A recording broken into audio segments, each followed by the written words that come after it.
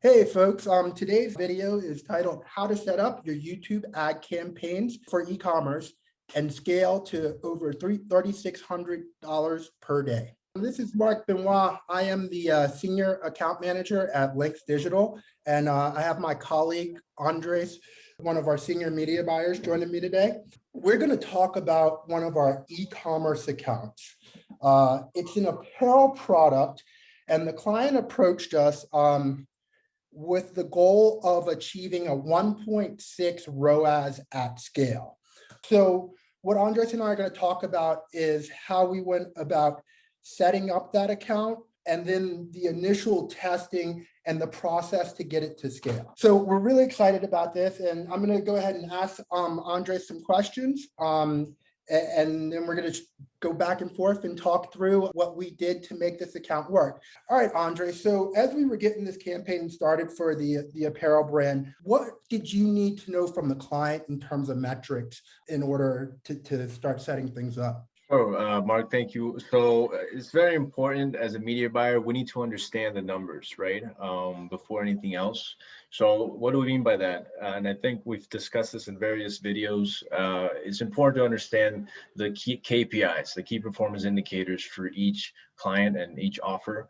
For this particular offer, it is for apparel, right? E-commerce, they sell the actual physical product. So we need to understand what is it, their price point, right? What does their product go for? What's their average order value? So you need to find out their AOV. If they're already running ads on other platforms from other traffic sources, what's their conversion rate like right now on, let's say, Facebook, right? Based on these figures, we'll be able to do some media buying math to understand what is it that we need from a media buying standpoint to hit the KPIs essentially that they're looking for, the KPI goal. So those are the initial questions that we got to ask, as well as, for example, the target cost per purchase, right? That's also very important. You know, break even cost per purchase. And really the ROAS, in order for it to be profitable, that's already kind of established by the client at times.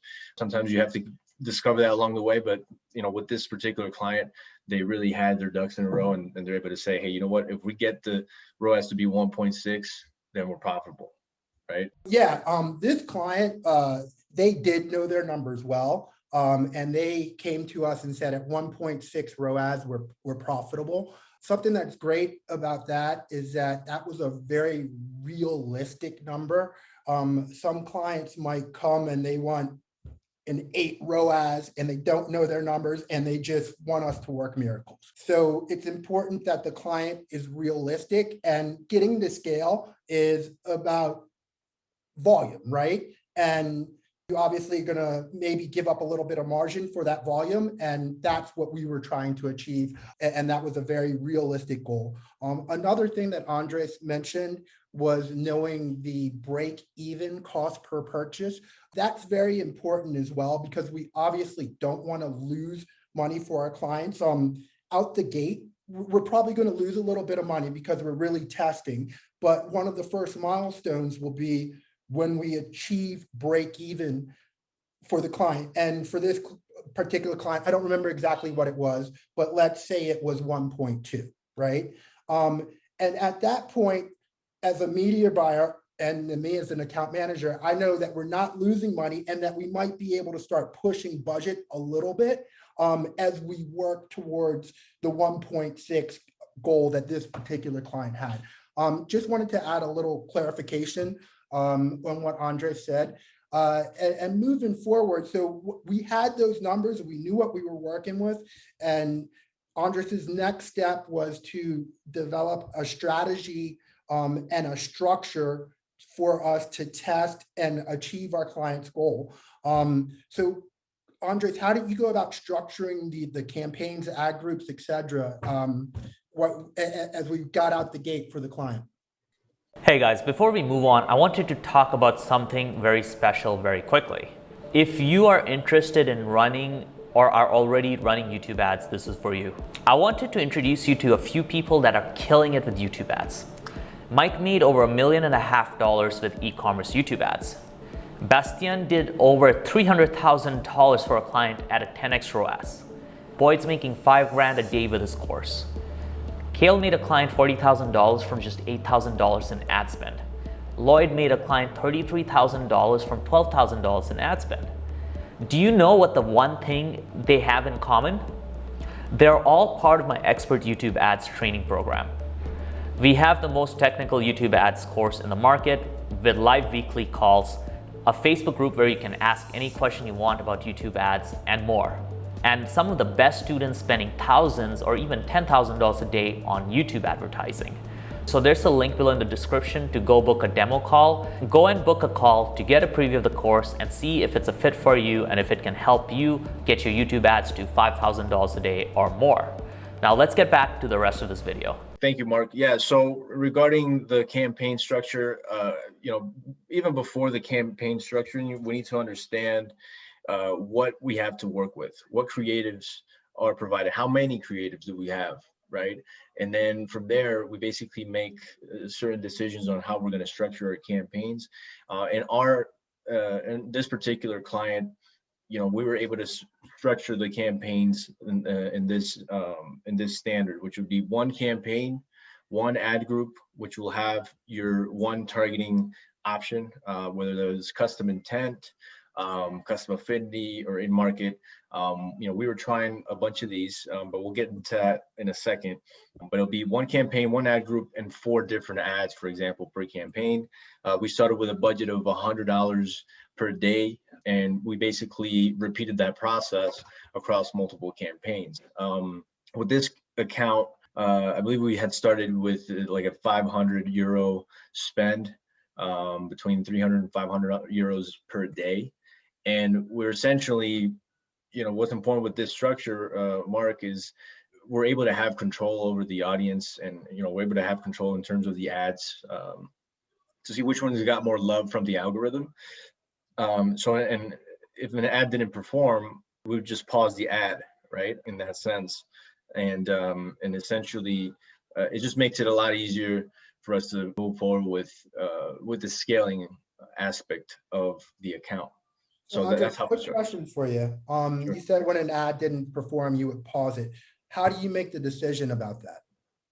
Great question. So essentially, you have to go back to the numbers at the beginning, right? So that's what we had established. So when a campaign starts spending, you're going to see, you're going to go on the ad level on the account and basically see what's going on there in terms of performance. And essentially, if in an ad, if we already know that our target cost per purchase is 24 euros, let's say, and if we had an ad that spent that amount or 1.5 times that amount, and we didn't get any purchases during, let's say, a 2-day period, then we would just be pausing that. And especially if we had other ads that are actually performing better, and let's say they actually spent less money and they're getting purchases, then those are the ones that we want to let the algorithm know. We want to tell Google, hey, I want more of these, right? I want more spend allocated towards these performing campaigns or performing ads, and I don't want any of these, right? So that's important at the beginning to really establish that, because that's what's going to dial in, the performance, and it's going to pave the way towards the scalability of an account and hitting your KPIs. Does that make sense? It does. And then, so were you able to use this strategy from day one throughout the many months of the engagement? And did it get you all the way to the $3,600 per day spend that we spoke about? Absolutely. There were moments, obviously, where we would begin scaling, and as you guys probably know at this point, performance does falter a bit. Costs do increase at times at scale, but we have had a consistent weeks where we would be scaling over 3,600 USD, the equivalent USD, which is like 3,000 euros per day. And given that the campaign structure is just really easy to optimize for, and that's really what you're looking for. You don't want complexity.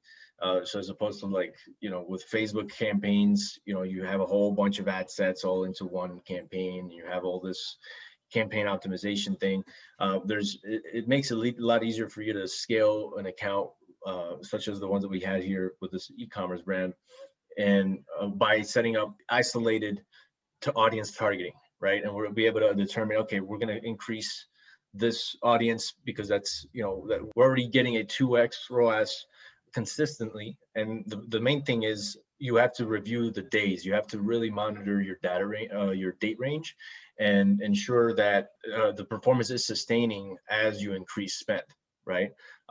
So to answer that question, yes, I mean, we have seen sustained periods of top performance, right? Hitting the budget KPI goal, and hitting the ROAS goal in that matter, right? So we needed to be careful as well, because there are some audiences that they're not as scalable as others, right?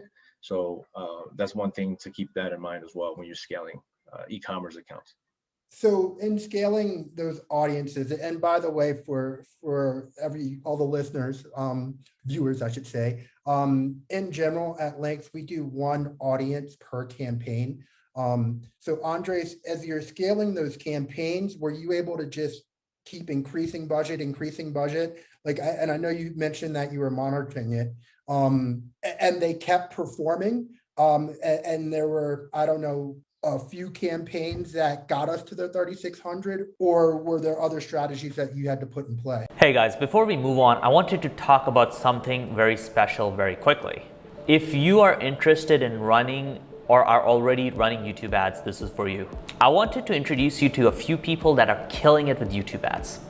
Mike made over $1.5 million with e-commerce YouTube ads. Bastian did over $300,000 for a client at a 10x ROAS. Boyd's making $5,000 a day with his course.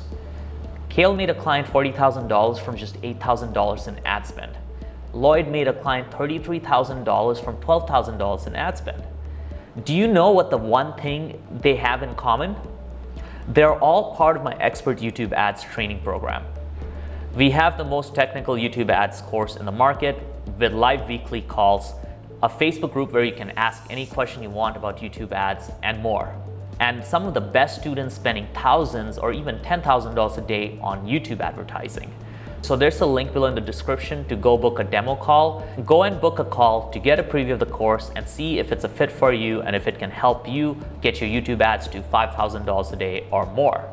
Now let's get back to the rest of this video. Yeah, so it's very important to be in your account daily, and check every single aspect of the campaign process. In our particular case, we did have a few winning campaigns. We like to call them the legacy campaigns here at Linx. Basically those that carry the account's ROAS performance, which are the ones that, let's say if we started them at 100 euros a day, and then after consistent performance of 2 to 3 days, we increased it, let's say, to 200. Once we get to 200, we scale that double. So we would increase to 400. So we've had, at one point, we've had campaigns where we were hitting, we were spending like 1,200 euros a day, and they were maintaining performance. They weren't getting the 2 ROAS that they were getting at first, but we were getting the 1.8, right? The 1.7s at scale. So those are the legacy campaigns that we call them. While you're having some, campaigns that are, let's say, driving that performance, you want to continue with a testing strategy, right? You want to have some sandbox campaigns in there to test and horizontally scale, right? So now we're getting into kind of the scaling methods. So we would vertically scale those campaigns that have sustained performance. And then while we're doing that, though, we're still increasing spend, or daily spend in general, by creating, let's say, $50 campaigns. So, with this account, the strategy did evolve over time to basically meet the different KPIs that we need to hit, right? So one of them being the budget, and obviously the other one being the ROAS. So we would have the 2 or 3 winning campaigns continuously perform, and then we'll launch, at one point we're launching 10 campaigns a day at, let's say, 50 euros a day with winning ads, right? So it's very important to measure your data, to really understand your data at that point after, let's say, a month in from you running the ads. You'll be able to determine, okay, which ones are your winning ads, right? And then from those, you just kind of continue to test those same ads with different audiences until you get more winners, right? And then you're going to have those that when you increase spend, your campaign is going to falter, right? The performance is just going to decrease. That's going to happen. You're going to get excited. You're going to see, all right, you launched all these $50 campaigns. Let's say half of them increased the ROAS numbers and they were doing fantastic. But then after 2 to 3 days, guess what? You're back down to like 1.2, 1.3 ROAS, right? And that happened with our account. It's not all roses. What do you call it? It's certainly not all roses. And I Yeah. mean, what Andres just mentioned regarding this account, the fact that some of those smaller campaigns that he was horizontally scaling as part of the horizontal scale strategy, they might have only performed for 2 or 3 days and then fallen in ROAS. But even worse were the situations where those legacy campaigns he mentioned, where we were spending €1,000 a day or more, at some points they all of a sudden hit a wall. Don't know exactly why, but one of the reasons that we use that horizontal strategy in combination with the vertical strategy is, as Andres mentioned, is we certainly don't want to put all our eggs in one basket. Because when you're scaling vertically and you're pumping up to €1,000 a day or more, for whatever reason with the algorithm or demand or whatever it is, those campaigns can fall off a cliff. And if all your money is in those campaigns and you have nowhere else to go, all of a sudden you're not performing, your client's upset, you're stressed out, and no one's making money. So it's important to have those horizontal, those 10 campaigns per day that Andres was mentioning in your back pocket or working as well. So as I said, not all your eggs are in one basket. And if something falls off a cliff, you have somewhere else to go, and you can remain profitable through those issues. Absolutely. If I could add to that, Mark, Sure. just regarding not putting your eggs all in one basket analogies, is specifically with the data that we have during the time period where, let's say, we have winning campaigns that you're already scaling. Just take the winning ads that you have there. This is just, again, things that work for us. So what work for us may not work for you necessarily, but this is essentially what we've done is we take, for example, a winning ad, and if you guys have analytics installed, like this client had, we were able to get broader audiences to test, right? So that goes to mention that is that we did have legacy campaigns on custom affinity audiences, right, and some custom intent audiences.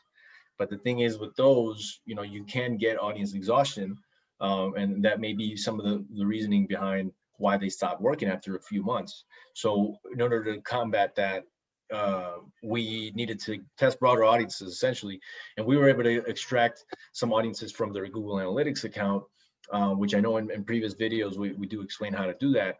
And essentially that's where we were able to see a lot of the scalability aspect of it, and see that these campaigns did sustain a little bit longer than the custom affinity audiences. So you got the in-market audiences. We were to pull out some topics, audience targeting as well, that performed quite well.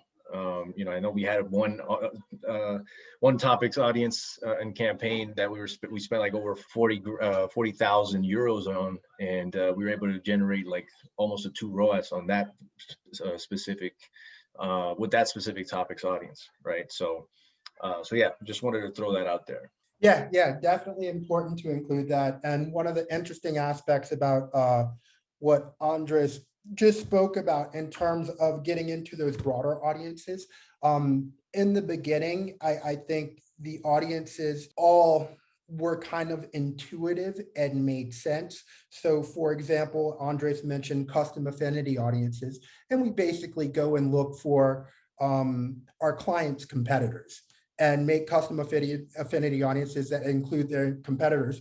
And then maybe once we start branching out to broader audiences, again, this was a women's apparel client, and we would get into the in-market audience, and it might be in market for women's apparel, in market for underwear, in market for those types of things. But then what's interesting, I know that it's been explained in a previous video how Andres went into analytics and found other audiences, but some of those great performers for this women's apparel brand, I think it was Home and Garden, in market for furniture, pet lover, stuff like that. So it's amazing how you can use data to make these campaigns work, but not just work, but also to profitably scale. So kudos to Andres and the team for making that happen. Andres, is there anything else you'd like to tell the audience about this account? No, basically, the most important thing when scaling your e-commerce brand, just really know your numbers, right from the gate. Really understand what your average order value is, your cost per purchase, and tolerance levels too, right? We've had times where we had weeks where we weren't hitting the KPI. That's gonna happen. But we had a client that is understanding. They were actually had some media buying experience themselves, so they knew that not every week is going to be perfect, right? There's going to be weeks where performance would just not be would just not be where we wanted to be, and we just had to, let's say, allocate some budget for testing in order for us to actually get out of the hole that we're in maybe that particular week. So that's, I guess, one of my recommendations there is just to really not get desperate if things aren't working at the beginning. Especially a lot of you guys that are watching are first timers, or just getting into e-commerce for your own store, or or drop shipping even, right? It is possible to generate revenue at scale with YouTube ads. You just need to ensure that you have all these things in mind that we just discussed here. Try out the campaign structure that we're talking about here. There's a lot of you guys out there doing, multiple ad groups with one campaign, and maybe you're seeing that it's not working for you, but it's in essence not there's something wrong with maybe your funnel. It's just maybe that your campaign structure needs to be better, right? There's some cases where it is a funnel, so you need to ensure maybe that your conversion rate is good. You need to ensure your landing page is they have a good speed. You look at your page speed, your load speed, all this stuff. So just make sure you have everything, your ducks in a row with that, and before you actually invest money into the advertising. Absolutely. And something that I think is really important that Andres just mentioned is managing your expectations. So whether you're a drop shipper or someone who's doing this for yourself, you do need to know those bad weeks are coming. And then myself as an account manager, I have to manage my clients' expectations.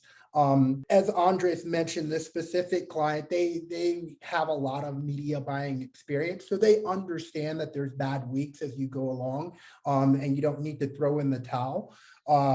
So that was very important, though, or is a very important point, that everyone understands the process, understands that it's not always roses, that some of these great campaigns, as we mentioned before, what we were calling legacy campaigns with big spend, sometimes they fall off a cliff. So you have to be prepared for all those things to happen, and you need to be able to weather the storm for a week or two of bad ROAS, of bad return, while you get things back in order to achieve profitability again. So with that, I'm going to go ahead and close this out. Thank you, Andres. We hope you enjoyed the video and would love to hear from you. If you have a funnel that's already converting, feel free to reach out to us. Our experts are standing by to help. Remember to subscribe to our channel and turn on all notifications so you're notified when we've dropped some new YouTube ad knowledge for you. Thanks for watching, and see you in the next one. Take care, guys.